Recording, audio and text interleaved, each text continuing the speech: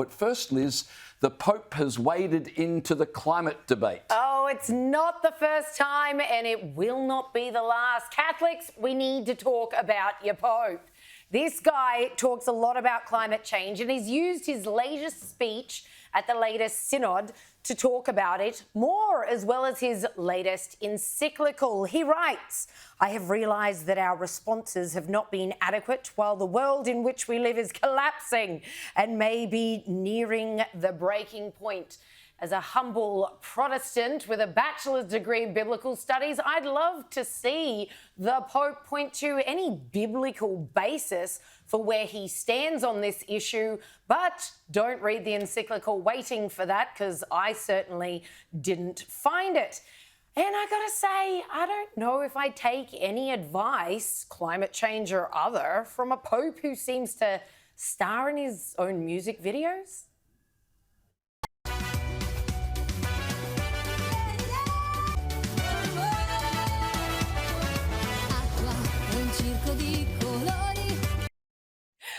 I joke. That's a play called The Fall of the Vatican. No, I joke again. He's just attending an event back in 2020. But seriously, can you imagine Pope Benedict XVI sitting there? No, you can't. Pope John Paul II? No, you can't. Why? Because they were awesome, serious popes. Not this guy. He then lays into politicians saying that they're not doing enough, while you and I at home know full well we're already bleeding out of every orifice at those politicians' biddings to make their green dream come true. Here he says, what would induce anyone at this stage, he's talking about politicians, to hold on to power only to be remembered for their inability to take action when it was urgent and necessary to do so? Please don't take any more action. Whatever you do, politicians, we can barely afford it as it is. Thank you very much.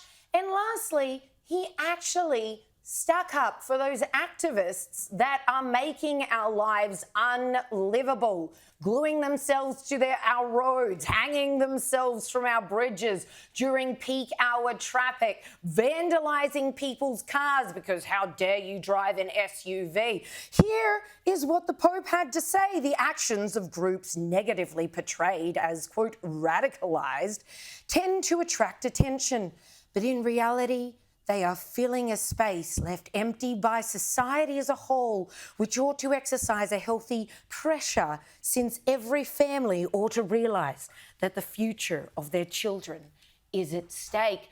Don't encourage them. Pope Francis, what are you doing? They don't need any encouragement. Here was their latest performance at Les Mis in, I believe this is the UK. Keep in mind, attendees would have paid hundreds of pounds to be in these hallowed halls, enjoying one of the greatest classics on earth. Look how they interrupted it.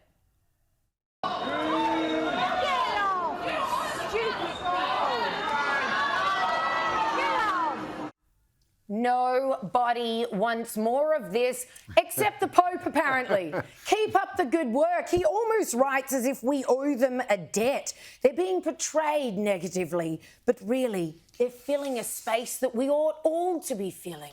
Look, I can't go with the Holy Father on that one, but I have to say on everything else, as I'm sure you would know, Liz, he's actually just upholding a very fine and ancient Christian tradition that goes back to early medieval Anglo-Saxon times. Because, of course, when the Christian calendar was adopted in the early stages of what we now know as England, it was all built entirely around the seasons and all these festivals, be they Yule, that was the pagan festival that then became Christmas, or be it Easter, which of course is married to the idea of spring and rebirth. All of them had to do with what was happening on the land. And of course, who is the person that makes everything happen on the land, apart from the poor sods who have to break their back doing the harvest? God. And so this whole thing so is it's not man-made climate change. No, it's no. It's man screwing up what God created, and that is so. It's actually, this is how they see it from the very beginning. That God created nature. He creates the birds and the trees and the beasts of the field, and that if you screw with the natural order of things, then you're going to that other place. So I reckon this is actually just a very long and storied tradition of Christian love of the environment, love of the earth, and seeing God as the creator of that earth. How's Okay, that? if you subscribe to that belief, and also, again, absolutely no biblical basis. I get that that's No, but this is the thing with your proddies. history. You just go straight back to the Bible and say, where is it in the Bible? The church unlike is more the than that. It's Catholics who just tradition. make stuff up and Yeah, be like, that's oh, right, well, when the we Pope have said to. it, so, oh, That's right. please, If it do me a works, favour. we're the It is not pragmatists. canon. You guys It are is the not ideologues. canon scripture. I'll tell you what disturbed me most about what the Pope said. He said in his remarks that we need world organisations endowed with real authority, not dependent on changing political conditions. In other words, not subject to national sovereignty, not Doffing subject his to hat to voters.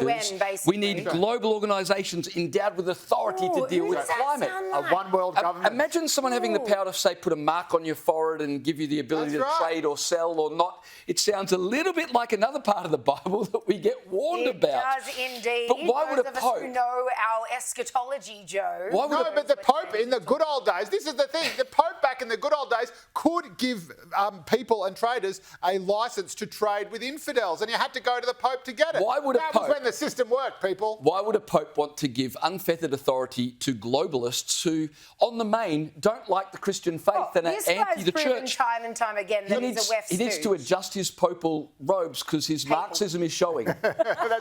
No, the Pope is a Papal. global one world authority. That's the beauty of him.